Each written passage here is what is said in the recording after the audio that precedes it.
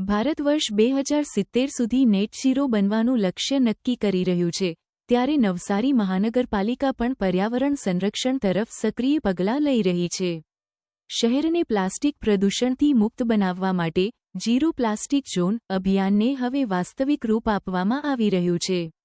શહેરના વ્યસ્ત ખાણીપીણી વિસ્તારોમાં પ્લાસ્ટિક બોટલ ડિસ્પોઝેબલ મશીનો સ્થાપિત કરવામાં આવ્યા છે, જેથી લોકો સરળતાથી પ્લાસ્ટિકનો યોગ્ય નિકાલ કરી શકે.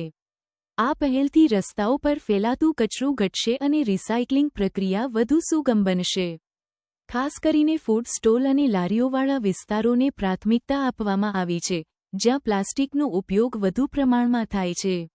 નવસારી મહાનગરપાલિકા દ્વારા જનજાગૃતિ અભિયાનને પણ મહત્વ આપવામાં આવી રહ્યું છે. નાગરિકોમાં આ અભિયાનને લઈને સકારાત્મક પ્રતિસાદ જોવા મળી રહ્યો છે. લોકો શહેરને સ્વચ્છ અને પ્રદૂષણમુક્ત બનાવવા માટે સહકાર આપવાની તૈયારી દર્શાવી રહ્યા છે.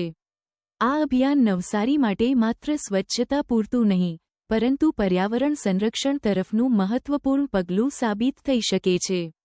જો મહાનગરપાલિકા અને નાગરિકો બંને મળીને આ પહેલને આગળ ધપાવે, તો નવસારી ઝીરો પ્લાસ્ટિક શહેર બનવાની દિશામાં એક પ્રેરણાદાયક ઉદાહરણ બની શકે છે. નવસારી મહાનગરપાલિકા અત્યારે સ્વચ્છતા માટે ઘણા બધા પગલાં લઈ રહી છે અને આવનાર સ્વચ્છ સર્વેક્ષણને પણ ધ્યાનમાં રાખીને શહેરમાં સ્વચ્છતા વધે, શહેરમાં પ્લાસ્ટિકનો એકદમ ઓછો વપરાશ થાય અને જે પણ પ્લાસ્ટિકનો વપરાશ થાય આનો પ્રોપર રિસાયકલિંગ થાય, આ બધા વાતોને લઈને જે છે આગળ વધી રહી છે. ત્યારે જે છે અત્યારે બોટલ જે છે પ્લાસ્ટિકના બોટલ આપણે બધા જાણીએ છીએ કે ઘણી બધી જગ્યાએ જે છે લોકો એમ તેમ નાખી દે છે.